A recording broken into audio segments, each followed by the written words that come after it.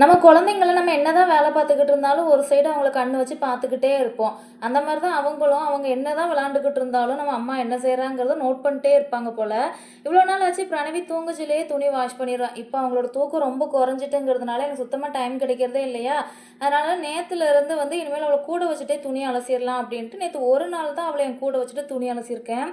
அதுவுமே full and full வந்து அவ தண்ணீல தான் விளையாண்டுக்கிட்டு இருந்தா. நான் துணி அலசுறதெல்லாம் அவ பார்த்த மாரியே எனக்கு ஞாபகமே இல்ல.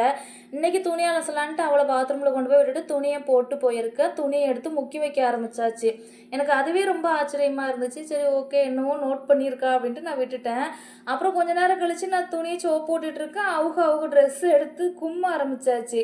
எல்லாரும் சோப் போட்டுட்டு கும்முவாங்க, அவங்க கும்மிட்டு தான் சோப் போடுவாங்க போல. எனக்கு ரொம்ப ஷாக் ஆயிருச்சு. இதெல்லாம் எப்படி நோட் பண்ணானே தெரில. ஆனால் நேற்று ஃபுல்லாக நான் பார்த்தா அவள் தண்ணியில் மட்டும்தான் விளையாண்டா. ஆனால் என்னதான் விளையாட்டாக இருந்தாலும் நான் என்ன பண்ணுறேங்கிறத அவள் நோட் பண்ணிட்டே இருந்திருக்கா போல. அதுவும் ஒரு கையால் தப்புனா சீக்கிரம் வேலை முடியாதுன்னு ரெண்டு கையால் தப்ப ஆரம்பிச்சாச்சு. நம்ம என்னதான் ஒவ்வொன்றும் பார்த்து பார்த்து கொடுத்து ஹைஜீனிக் சொல்லி கதறிக்கிட்டு அலைஞ்சாலும் அவங்களுக்கு பிடிச்சது என்னமோ அந்த அழுக்கு துணியை சப்புறது, செருப்பு எடுத்து வாயில் வைக்கிறது, இந்த மாதிரி டேஸ்ட் தான் ரொம்ப பிடிக்கும் போல. பிரணவி அப்படிதான், எதை எடுத்தாலும் சரி வாயில் வச்சு உறிஞ்சி தள்ளிடுவா.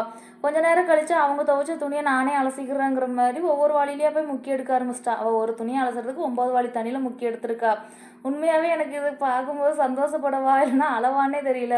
இப்போ ஹெல்ப்பே வேண்டான்னு கேட்டாலும் வந்து வந்து பண்ணுவாங்க. ஃப்யூச்சரில் ஹெல்ப்புன்னு கேட்டால் சுத்தமாக பண்ணவே மாட்டாங்க. உங்களுக்கும் துணி துவைக்கணும் அப்படின்னா பிரணவியை கான்டாக்ட் பண்ணுங்கள், ஃப்ரீயாகவே துவைச்சி வந்துடுவா. தேங்க்ஸ் ஃபார் வாட்சிங்.